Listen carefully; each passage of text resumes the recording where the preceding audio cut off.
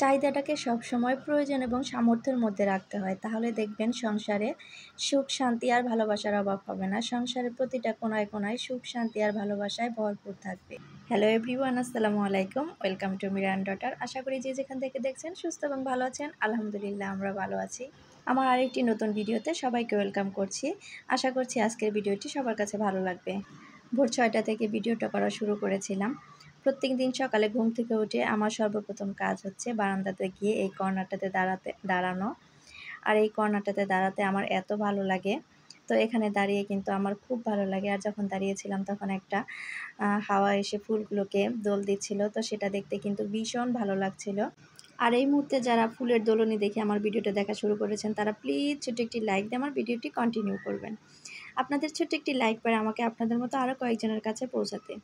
আর আজকে যারা আমার চ্যানেলে নতুন ভিজিট করছেন, আমার ভিডিওর কোথাও কোনো অংশ যদি এতটুকু ভালো লেগে যায়, প্লিজ আমার চ্যানেলটি সাবস্ক্রাইব করে আমার পাশেই থাকবেন।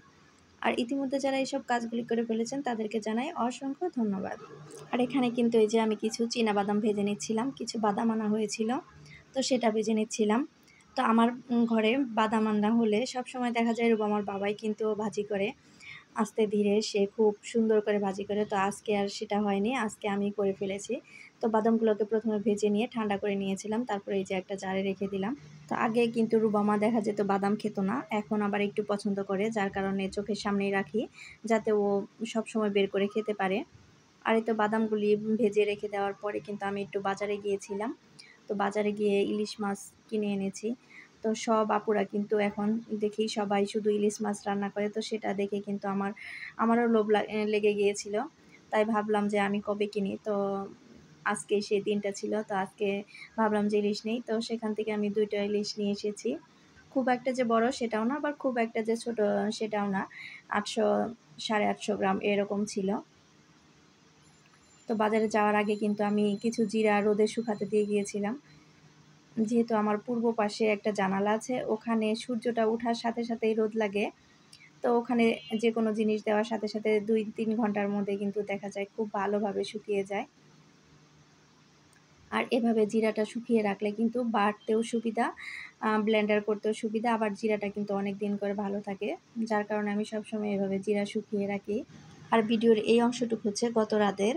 তো গত রাতে আমি বেস্ট বাইতে গিয়েছিলাম। এইটুক ভিডিও করার উদ্দেশ্য একটাই। তো এখানে 10% ছাড়, 5% ছাড়। এটা দেখে আমার মেয়ে ভেবেছে এটার দাম 10 টাকা, ওটার দাম 5 টাকা। তো আমাকে বলছিল, মা দেখো এটা 10 টাকা, এটা 5 টাকা, নিয়ে নাও সবগুলো। তো আমি খুব হাসছিলাম। তো এত হাসি পেয়েছিল। তো আসলে ছাড় চলছিল 10%, 5%। আর এই পাশে যে সিরামিক্সের জিনিসগুলোতেও চলছিল। আসলে আমি একটা প্রয়োজনে এসেছিলাম, তো সেটা পাইনি। তো যা পেয়েছিলাম সেটাই নিয়ে এসেছি। আমার প্রয়োজনের মধ্যে যা ছিল সেটা নিয়ে এসেছি। তো এখানে যে একটা চিরুনি এনেছি। আসলে চিরুনিটা আনার উদ্দেশ্য একটাই, আমার মাথায় প্রচণ্ড পরিমাণ খুশকি। তো দেখা যাচ্ছে যে আমার ওই চিরুনিটা দিয়ে মাথা আঁচড়ালে রুবামা অথবা রুবামার বাবা দুইজনেরই খুশকির সমস্যাটা হচ্ছে। যার কারণে আমার চিরুনিটা ওদের চিরুনিটা সব আলাদা করে দিচ্ছি। যার কারণে আমি চিরুনিটা নিয়ে এসেছি। আর এখানে একটা এই যে জার নিয়েছি, আর একটা কন্টেনার নিয়েছি আটা রাখার জন্য।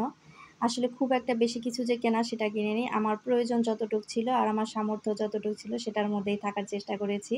আমি সবসময় চেষ্টা করি আমার প্রয়োজনটাকে চাহিদার থেকে বেশি প্রাধান্য দিতে। তো চাহিদা যেটা আর প্রয়োজন 2টা জিনিস কিন্তু আলাদা। আগে দেখতে হবে আমার একটা জিনিসের চাহিদা হয়েছে, সেটা আমার আদৌ প্রয়োজন কিনা। তো তারপরেই কিন্তু আমি সেই জিনিসটা কিনি। তো অযথাই বিলাসিতা করে চাহিদা বেশি করে একটা জিনিস কিনবো, সেটা আমার প্রয়োজনে আসবে না, অযথাই টাকাটা নষ্ট হবে, এরকম কোনো কাজই আমি করি না। তো এখানে এই যে 6টা বাটি নিয়েছি ডেজার্ট আইটেম দেওয়ার জন্য। তো এই বাটিগুলো আসলে দেখতে কিন্তু খুবই সুন্দর লাগছিল। আর রুবামা তো এই বাটিগুলো পেয়ে খুবই খুশি। ওর নাকি খুব শখ ছিল এই বাটিগুলার। তো ও আমাকে আগে কখনো বলেনি। এটা যখন আমি কিনে এনেছি তারপরে ও আমাকে বলেছে, মা এই বাটিগুলো কিন্তু আমার অনেক দিনের শখ ছিল। তো আমি ওকে বললাম যে তুমি তো আমাকে আগে কখনো বলোনি। বলে যে আমি তো তোমাকে বলতে সাহস পাইনি, তুমি যদি কিছু বলো। তো মেয়েও কিন্তু আসলে আমার মতোই হয়েছে। আসলে রুবামাকে আমি আর ওর বাবা সবসময় এটাই শিখিয়েছি যে মন চাইলে একটা জিনিস, তোমার কাছে অর্থ আছে সেটা ভেবে যে তুমি একটা জিনিস কিনে নেবে, তোমার প্রয়োজন নেই, এটা তুমি কখনোই করবে না। তো আলহামদুলিল্লাহ এত ছোট বয়স থেকেই কিন্তু রুবামা সেটা মেনে চলার চেষ্টা করছে। আপনারা সবাই আমার মেয়েটার জন্য দোয়া করবেন, সারা জীবন জানি সে এইভাবেই থাকতে পারে। তো তারপরে কিন্তু এই যে এখানে ফ্রাই প্যান যে আমার অনেক দিন ইউজ করতে করতে লাল হয়ে গেছে, তো সেটাকে ভাবলাম যে আজকে একটু ঘষা মাজা করি। আজকে আমার ভিডিওতে কিন্তু কোনো রান্না বাড়ার অংশ নেই। তো আসলে রান্না বাড়ার অংশটা নেই বলতে আজকে আমি ভারী কোনো রান্না বাড়া করিনি। সব প্রতিদিনই কিন্তু রান্না বাড়া দেখাতে এতটা ভালো লাগে না। আর আসলে আমি গিয়েছিলাম ফুপির বাসায়, একটু দাওয়াত না ঠিক বেড়াতে গিয়েছিলাম, অনেক দিন পর যাওয়া হয় না। দেখা যায় যে বাজার করে নিয়ে আসি ফুপুর বাসার নিচ থেকে, কিন্তু উপরে ওঠা হয় না। তো ওখানে গিয়েছিলাম সন্ধ্যার পরে, ওখানে তো খাওয়া দাওয়ার একটা পার্ট ছিল। তো সেই খাওয়া দাওয়ার পার্টটা রেখেছি, যার কারণে আসলে আমি দুপুরের রান্না বাড়ার কোনো ভিডিও রাখিনি। তো সব পুরো ভিডিও জুড়ে যদি দুপুরের রান্না খাওয়া দাওয়া আবার রাত্রের খাবার দাবার দেখাই, তাহলে তো আসলে একটা বোরিং ফিল হয়ে যাবে না আমার আপুদের। আর আজকের আমার এই যে ভিডিওটা, এটা কিন্তু গতকালের। আসলে এটা কিন্তু সব আপুরাই জানে, যেদিন ভিডিও করা হয় ওই দিন কিন্তু আর আপলোড দেওয়া হয় না, কারণ যেদিন আমরা ভিডিও করি ওই দিন কিন্তু আপলোড দেওয়া সম্ভব হয় না। আগের দিন ভিডিও করি, তারপরের দিনই কিন্তু এডিট করে আপলোড করি ভিডিওটা। তো এখানে এই যে ২টা ফ্রাই প্যান নিয়েছিলাম, একদম লালচে হয়ে গেছিলো, তো সেটা একটু ঘষে নিলাম। প্রথমটাতে কিন্তু আমি গরম পানি দিয়েছিলাম, কুসুম গরম পানি, বেকিং সোডা, লেবুর রস দিয়ে একটুক্ষণ ভিজিয়ে রেখেছিলাম, তারপরে মেজে নিয়েছিলাম। আর এই যে এখন আরেকটা দেখতে পাচ্ছেন, তো এটাতে কিন্তু আমি গরম পানি দিইনি, এটা তো বেকিং সোডা, লেবুর রস, পানি দিয়েছিলাম, ঠান্ডা পানিটা। তো আমি যেটা দেখলাম কুসুম গরম পানিতে আমার কিন্তু ফ্রাই প্যানটা বেশি ভালো পরিষ্কার হয়নি, যেটা আমি ঠান্ডা পানিতে করেছি ওটাই কিন্তু ভালো পরিষ্কার হয়েছে। এই যে উপরের যেটা ছোটোটা দেখাচ্ছে, এটা কিন্তু গরম পানি দিয়েছিলাম, যার কারণে আমার মনে হচ্ছে, আমি জানি না সঠিক, কিন্তু আমার কেন জানি মনে হচ্ছে এটাতে আমার গরম পানি দেওয়াতে পরিষ্কার হয়নি, আর এটা পরিষ্কার হয়েছে। আবার এটাও হতে পারে এই ছোটো ফ্রাই প্যানটা কিন্তু ওই বড় ফ্রাই প্যানটার আগের থেকে আমি ইউজ করি, যার কারণে হতে পারে যে এটা বেশি দিন ইউজ হয়ে গেছে, যার কারণে আর পরিষ্কার করা হয়নি, ওইভাবে পরিষ্কারটা হয়নি।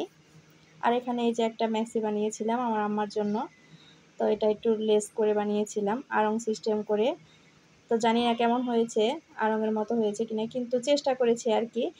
চেষ্টা করতে তো আর দোষ নেই। তো একটু লেস করেছিলাম, হাতায় একটু লেস করেছিলাম, আর বুকে একটু লেস করেছিলাম। তো আমি কিন্তু টুকিটাকি সেলাই যেটা দেখি করার চেষ্টা করি। তো তারপরে কিন্তু আমি আর কোনো ভিডিও করিনি, একদম ফুপুর বাসায় গিয়েছিলাম সন্ধ্যায়। তো সন্ধ্যার ভিডিও কিন্তু আর করা হয়নি, একদম যখন খেতে বসেছিলাম রাত্রি 10টা 9:30টার দিকে, তখন শুধু এই খাওয়াটুকুর ভিডিও করেছিলাম। তো ফুপু কিন্তু জানতো না যে আমরা যাব। তো না জানলেও কোনো অসুবিধা নেই, কারণ ফুপুর ফ্রিজে সবসময় মাংস রান্নাই থাকে, যে কোনো গেস্ট যে কোনো টাইমে গেলে সে খাবার দিতে পারে। রোস্ট, পোলাও, মাংস এগুলি সবসময় তার রান্নাই থাকে। যে কোনো মেহমান যে কোনো টাইমে গেলে হুটহাট বের করে সে খাবার দিতে পারে। তো আমরা গিয়েছি, তারপরে দেখি গরুর মাংস বের করেছে, মাথার মাংস জিব্বা রান্না করেছে, ভুনা করেছে ওটা, আর সবজি ছিল। তো তো অল টাইমে রুটি আর সবজি খাই, সেটা ছিল। বিশেষ করে এখন আরও ফুপুর বাসায় কম যাই, কারণ হচ্ছে গেলে দেখা যায় ফুপু ব্যস্ত হয়ে পড়ে। ফুপুর তো এখন বয়স হয়ে গেছে, যার কারণে দেখা যায় ব্যস্ততাটা দেখে আমার খুব খারাপ লাগে, যে আমরা আসার কারণে হয়তো ফুপুর ব্যস্ততা বেড়ে গেছে, যার কারণে একটু কম যাই, ফোনেই খোঁজ খবরটা নেওয়ার চেষ্টা করি। তো রুবামাকে স্কুল থেকে নিয়ে আসা যাওয়া বা বাজার যেটাই করি ফুপুর বাসার নিচ দিয়েই কিন্তু করা হয়, উপরে তেমন একটা ওঠা হয় না। তার কারণে দেখা যায় যে ফুপা মাঝে মাঝে একটু কষ্টও পায়, মনও খারাপ করে। তো ফুপু তো একাই থাকে সারাদিন, কারণ হচ্ছে ফুপার 2টা ছেলেই দেশের বাইরে থাকে, মেয়ে নেই। তো আমরা গেলে হয়তো রুবামার সাথে একটু সময়টা কাটাতে পারে, ফুপার ভালো লাগে, এর জন্যই। তো আমিও আবার ফুপুকে আমার মা যেরকম আমার কাছে, তো আমার ফুপু কিন্তু সেরকমই আমার কাছে। আমার মা আর ফুপুকে আমি কখনোই আলাদা করে দেখি না। আর আজকে আমি আমার সংসারের যে জায়গায় অবস্থান করতেছি, যে জায়গায় দাঁড়িয়ে আছি, আর যতটুকু উন্নতি হয়েছে, আমি পুরো ক্রেডিটটাই আমার ফুপুকে দিব। কারণ ফুপু আমাকে যেভাবে চলার নির্দেশনা দিয়েছে, যা যা বলেছে আমি সেই মোতাবেকই চলেছি। কোনো কিছু করার আগে দেখা যায় যে আমি কিন্তু সবসময় ফুপুর কাছে শেয়ার করি যে ফুপু আসলে এটা কিভাবে করব।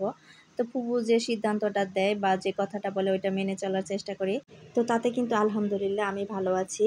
আসলে আমি এমন একজন মেয়ে, আমার যারা বড়, আমার গুরুজন, আমার ফুপু বলেন, আমার মা বলেন, আমার শ্বশুর শাশুড়ি, আমার বাবা মা, আমার দাদি, এরা যে কোনো কিছু বললে এদেরকে যে আগের দিনের মানুষ বলে কথাগুলো উড়িয়ে দেওয়া, সেটা আমি কখনোই দেই না, সেটা মেনে চলার চেষ্টা করি। আলহামদুলিল্লাহ আমি মেনেও চলি, তাতে কিন্তু আমার কোনো ক্ষতি হয় না, বরঞ্চ আমি সেটার ভালো ফল পাই। আর আজকে কিন্তু আমি আমার ভিডিওর একদম শেষ পর্যায়ে এসেছি। আজকে কিন্তু ফুপুর বাসার খাওয়া দাওয়া দিয়ে ভিডিওটা শেষ করব। সবার সুস্থতা কামনা করে আজকে এখান থেকেই বিদায় নিব।